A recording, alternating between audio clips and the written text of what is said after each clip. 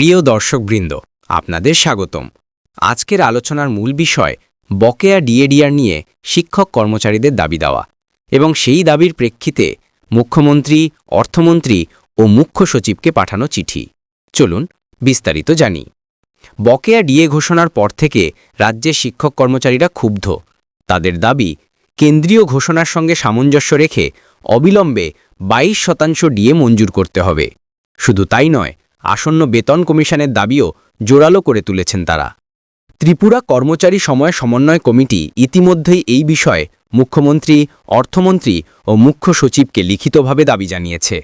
তাদের বক্তব্য, 10ম জাতীয় ও 14তম রাজ্য বেতন কমিশনের ভিত্তিতে দাবিগুলি দ্রুত পূরণ করতে হবে।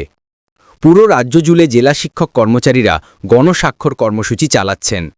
কুমারঘাট, আমবাসা, জোখাই, সিমনা, উদয়পুর ও বিলোনিয়ার শিক্ষকেরা ইতিমধ্যেই গণস্বাক্ষর জমা দিয়েছেন। তবে পশ্চিম জেলার কিছু জায়গায় এই কর্মসূচি প্রশাসনের অনুমতি পায়নি, ফলে শিক্ষকদের ক্ষোভ আরও বেড়েছে। কর্মচারী সংগঠনগুলির তরফ থেকে মূল দাবিগুলি হল: 1. অবিলম্বে 8ম বেতন কমিশন গঠন। 2. শূন্য পদে শিক্ষক কর্মচারী নিয়োগ। 3. আউটসোর্সিং বন্ধ করা। 4. অস্থায়ী কর্মচারীদের নিয়মিতকরণ। 5. বকেয়া 22% ডিএ মঞ্জুর। 6. কেন্দ্রীয় বেতন কমিশনের মতো ভাতা প্রয়োগ। 7. ডিএ-ডিজিএআর এর আর্থিক সুবিধা দ্রুত কার্যকর করা। 8. গ্র্যাচুইটি সীমা 10 লক্ষ থেকে 20 লক্ষে উন্নীত। 9. এমপিপিআর প্রকল্প চালু। 10.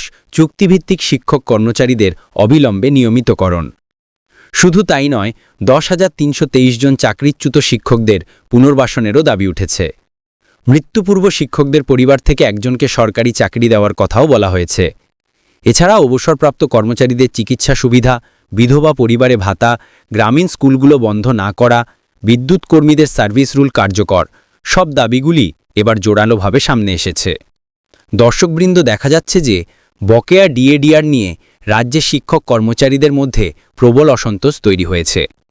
আপনারা কি মনে করেন, সরকার কি শীঘ্রই এই দাবিগুলি পূরণ করবে? কমেন্টে আপনার মতামত জানাতে ভুলবেন না। ভিডিওটি ভালো লাগলে লাইক করুন, শেয়ার করুন আর চ্যানেলটি সাবস্ক্রাইব করুন। ধন্যবাদ।